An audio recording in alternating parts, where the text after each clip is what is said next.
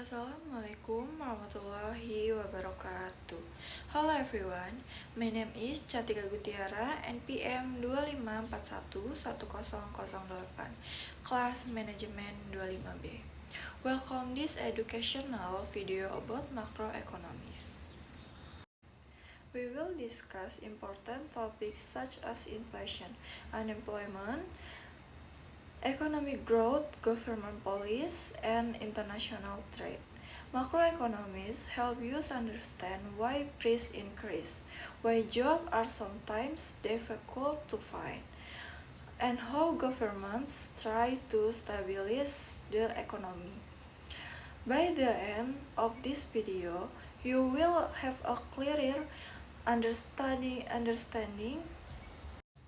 By the end of this video, you will have a clearer understanding of how macroeconomic system affect our daily lives.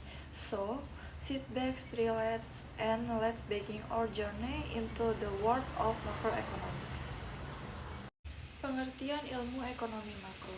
Ilmu ekonomi makro adalah cabang ilmu ekonomi yang mempelajari perekonomian secara keseluruhan atau dalam skala besar. Fokus utama ekonomi makro adalah bagaimana kondisi ekonomi suatu negara dapat mempengaruhi masyarakat secara luas. Berbeda dengan ekonomi mikro yang membahas perilaku individu atau perusahaan. Ekonomi makro mempelajari hal-hal seperti pertumbuhan ekonomi, inflasi, pengangguran, pendapatan nasional, kebijakan pemerintah, atau perdagangan internasional. Ekonomi makro sangat penting karena dapat membantu pemerintah mengambil keputusan yang tepat untuk menjaga stabilitas ekonomi. Contohnya, ketika harga barang naik secara terus-menerus, pemerintah perlu mencari solusi agar inflasi dapat dikendalikan. Contoh lain adalah ketika tingkat pengangguran meningkat, pemerintah harus membuat kebijakan agar lapangan pekerjaan bertambah. Tujuan ekonomi makro. Tujuan utama ekonomi makro adalah menciptakan kondisi ekonomi yang stabil dan sejahtera. Ada beberapa tujuan penting ekonomi makro. Yang pertama, meningkatkan pertumbuhan ekonomi. Pertumbuhan ekonomi menunjukkan peningkatan produksi barang dan jasa dalam suatu negara. Semakin tinggi pertumbuhan ekonomi, biasanya semakin tinggi pula pendapatan masyarakat. Dan yang kedua, menjaga stabilitas harga. Pemerintah berusaha menjaga agar harga barang tidak naik terlalu cepat.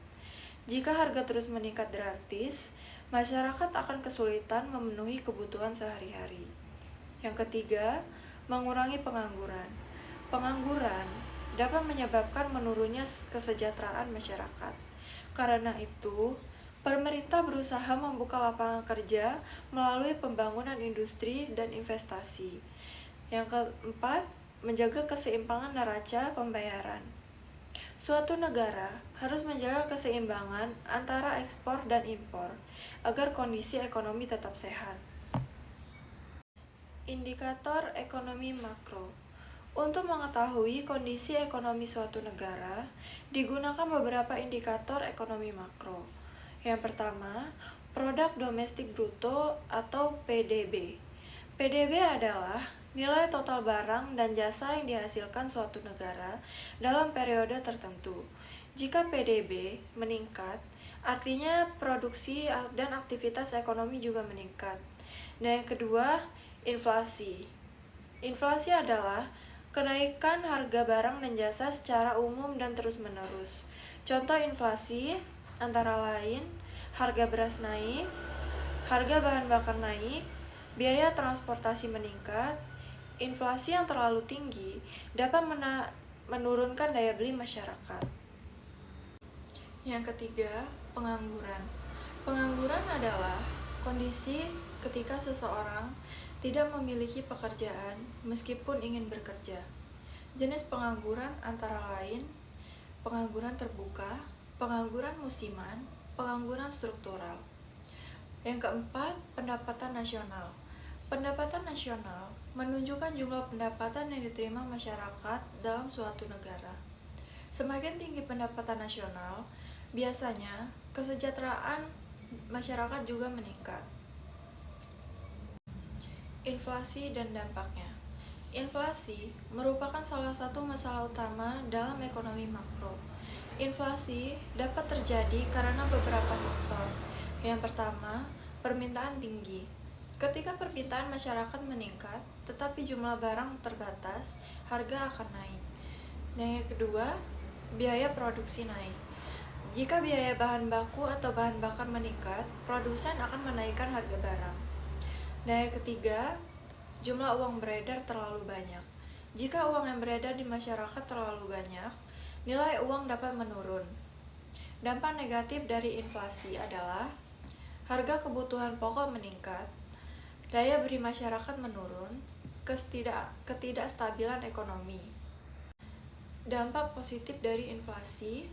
Inflasi ringan dapat mendorong produsen meningkatkan produksi.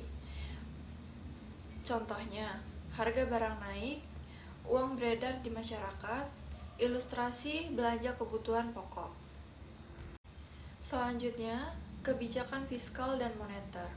Untuk menjaga kestabilan ekonomi, pemerintah menggunakan dua kebijakan utama. Yang pertama ada kebijakan fiskal.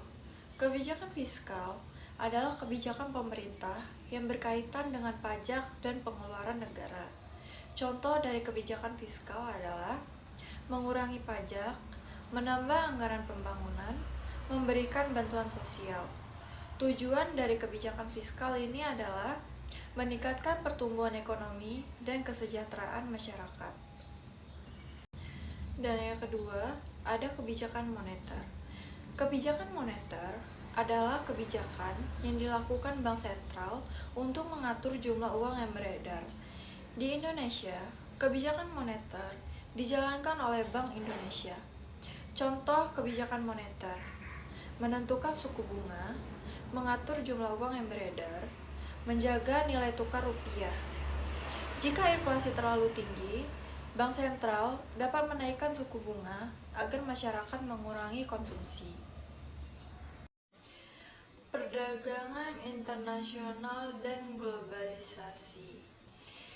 Dalam ekonomi modern, setiap negara saling terhubung melalui perdagangan internasional. Ekspor adalah kegiatan menjual barang ke luar negeri. Impor adalah kegiatan membeli barang dari luar negeri. Perdagangan internasional memberikan banyak manfaat, seperti menambah pendapatan negara, membuka lapangan pekerjaan, memperluas pasar produk lokal. Namun, globalisasi juga menimbulkan tantangan karena persaingan antar negara menjadi semakin ketat. Karena itu, suatu negara harus meningkatkan sumber daya manusia dan teknologi. Kesimpulannya, dari pembahasan tadi, kita dapat memahami bahwa ekonomi makro mempelajari kondisi ekonomi suatu negara secara keseluruhan. Ekonomi makro membahas berbagai hal penting seperti pertumbuhan ekonomi, inflasi, pengangguran, kebijakan pemerintah, perdagangan internasional. Ilmu ekonomi makro sangat penting karena berkaitan langsung dengan kehidupan masyarakat sehari-hari. Dengan memahami ekonomi makro, kita dapat mengetahui bagaimana pemerintah mengatasi masalah ekonomi dan menjaga kestabilan negara. Thank you for watching this video about macroeconomics. We hope this lesson has helped you understand how economic system work and how macroeconomics policies influence our daily lives. Remember, economics is not only about money, but also about decisions, opportunities, and future of society. If you enjoyed this video, don't forget to like, share, and subscribe for more educational content. See you the next video and keep learning. Wassalamualaikum